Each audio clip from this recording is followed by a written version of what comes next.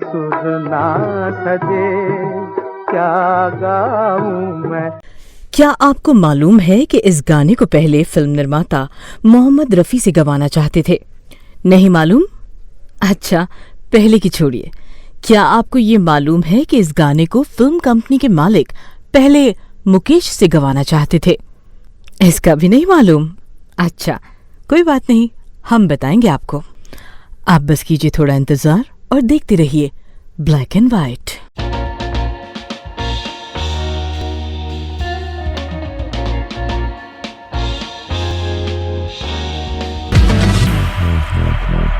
Black and white में आपका स्वागत है। इस एपिसोड में हम बात करेंगे हिंदी सिनेमा के महान गायक मन्ना डे की और मोहम्मद रफ़ी की। मन्ना डे और मोहम्मद रफ़ी का दौर लगभग एक था। मन्ना डे वैसे मोहम्मद रफ़ी से सीनियर थे, लेकिन लोकप्रियता में मोहम्मद रफ़ी उनसे आगे निकल गए। दुनिया ने मोहम्मद रफ़ी की आवाज को ज्यादा तवज्जो दी। इसके बावजूद दोनों जीवन भर साथ चले और अच्छा चले। बहुत कम लोगों को मालूम है कि मोहम्मद रफ़ी और मन्ना डे के बीच गाढ़ी छनती थी और जब भी मौका मिलता दोनों साथ समय बिताते।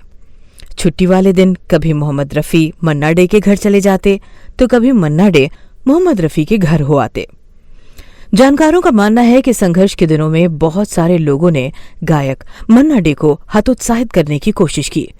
एक वाकया है 1952 में आई फिल्म बैजू बावरा के बाद का।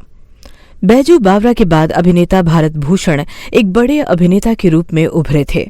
भारत भूषण के बड़े भाई आर चंद्रा की एक फिल्म कंपनी थी, नाम था श्री विश्व भारती फिल्म्स। तो 1956 के पहले श्री विश्व भारती फिल्म्स के बैनर तले एक फिल्म के निर्माण का ऐलान हुआ। फिल्म का नाम रखा गया बसंत बहार। आर चंद्रा बसंत बहार को संगीत प्रधान फिल्म बनाना चाहते थे, यानी ऐसी फिल्म जिसमें संगीत की प्रधानता हो, फिल्म की कहानी भी संगीत के सुरताल से जुड़ी हो। आर चंद्रा ने ये बात फिल्म के संगीतकार शंकर जयकिशन को बताई। शंकर जयकिशन उस समय हर फिल्म में शास्त्रीय संगीत पर आधारित 1 या 2 गाने रखते थे, लेकिन बसंत बहार के लिए तय हुआ कि इस फिल्म के सभी गाने शास्त्रीय संगीत पर आधारित होंगे। इसके बाद संगीतकार शंकर जयकिशन ने राग पीलू पर आधारित एक गीत सुर ना सजे क्या गाऊं मैं की एक लाजवाब धुन बनाई। गाने पर जमकर काम हुआ, खूब रिहर्सल हुई और आखिर गाने को रिकॉर्ड करने का दिन और समय भी तय कर दिया गया। आखिर वो घड़ी भी आ गई। गाना जब रिकॉर्ड होने वाला था तो निर्माता आर चंद्रा को मालूम पड़ गया कि ये गाना मन्ना डे गा रहे हैं। इसके बाद वो दंदनाते हुए रिकॉर्डिंग स्टूडियो में आए और कहा कि गायक के मामले में मैं किसी की नहीं सुनने वाला, फौरन रफ़ी साहब को बुलाओ। संगीतकार शंकर ने समझाने की बड़ी कोशिश की, लेकिन आर चंद्रा टस से मस नहीं हुए। उन्होंने कहा, नहीं नहीं नहीं, हमें मन्ना डे नहीं चाहिए, हमें रफ़ी ही चाहिए। कहा जाता है कि संगीतकार शंकर इसके लिए तैयार नहीं हुए। उन्होंने ये कहते हुए मना कर दिया कि मैंने जिस तरह से सुर ना सजे कंपोज किया है, ये मन्ना के सिवा कोई गा नहीं सकता हमारी इंडस्ट्री में आज। इसके बाद दोनों के बीच गर्मा गर्म बहस हुई। आखिरकार संगीतकार शंकर के आगे आर चंद्रा की एक नहीं चली और ये गाना मन्ना डे की आवाज में रिकॉर्ड हुआ। सुर ना सजे क्या गाऊं मैं। इस गाने को लिखा है शैलेंद्र ने। के बिना जीवन सुना सुर ना सजे। बसंत बहार 1956 में रिलीज हुई और मन्ना डे के इस गाने को लोगों ने खूब पसंद किया। बाद में यही गाना हिंदी सिनेमा शास्त्रीय संगीत का एक मील का पत्थर साबित हुआ। सुर ना सजे क्या गाऊं मैं। जानकार मानते हैं कि गायक मन्ना डे को शास्त्रीय या सेमी क्लासिकल गाना गाने में महारत हासिल थी।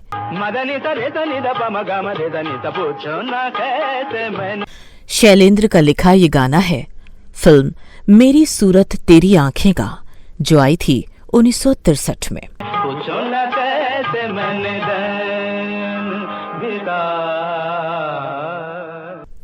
इस गाने में संगीत दिया था संगीतकार एस डी बर्मन ने।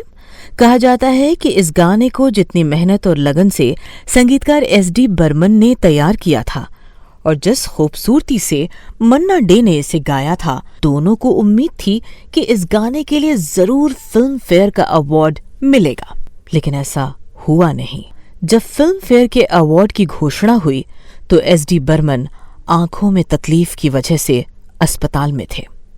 जब मन्ना डे ने एस.डी. बर्मन को इस गाने को कोई अवार्ड न मिलने की खबर दी तो एस.डी. बर्मन की आंखों से आंसू छलक आए।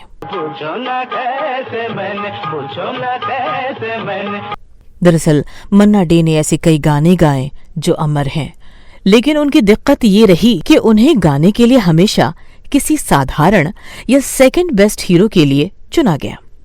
उन्होंने राज कपूर, देवानंद सरीखे, टॉप के हीरो के लिए बमुश्किल कुछ गाने गाए। ये रात भीगी भीगी ये मस्त फिजाएं। ये गाना है फिल्म चोरी चोरी का। ये फिल्म भी आई थी 1956 में। इस गाने में मन्ना डे का साथ दिया है लता मंगेशकर ने।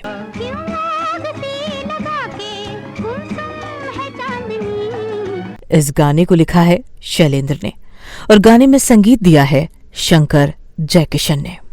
कहते हैं इस गाने के पीछे भी किस्सा है जो बसंत बहार की तरह गायक मन्ना डे से जुड़ा है। इस गाने को गाया है मन्ना डे ने। पर्दे पर दिखाई दे रहे हैं राज कपूर। ये रात भीगी भीगी ये मस्त फिजाएं, उठा धीरे धीरे। फिल्म चोरी चोरी बनाई थी दक्षिण की एवीएम बैनर ने। एवीएम के मालिक थे मिस्टर चेट्टियार। कहा जाता है कि जब ये रात भीगी भीगी ये मस्त फिजाएं की रिकॉर्डिंग की तारीख तय हो गई तो इसकी रिकॉर्डिंग को देखने एवीएम के मालिक मिस्टर चेट्टियार विमान से तब बंबई आए और एयरपोर्ट से सीधे स्टूडियो जा पहुंचे जहां रिकॉर्डिंग होने वाली थी। कहा जाता है कि स्टूडियो पहुंचकर चेट्टियार साहब गायक मुकेश को खोजने लगे। मुकेश नजर क्यों नहीं आ रहे हैं, कहाँ है मुकेश? इसके बाद वहां मौजूद संगीतकार शंकर ने चेट्टियार साहब से कहा, मुकेश इसलिए नजर नहीं आ रहे हैं क्योंकि ये गाना मन्ना डे गा रहे हैं। बस फिर क्या था, इतना सुनना था कि चेट्टियार साहब आपे से बाहर हो गए। उन्होंने चिल्लाकर कहा, आज की रिकॉर्डिंग कैंसिल करो।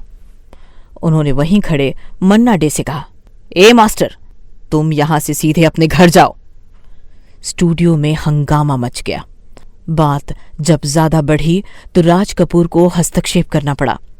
राज कपूर ने चेट्टियार साहब से कहा, चेट्टियार साहब, ये बात आपको अच्छी लगे या बुरी, लेकिन ये गाना मन्ना डे और सिर्फ मन्ना डे ही गाएंगे।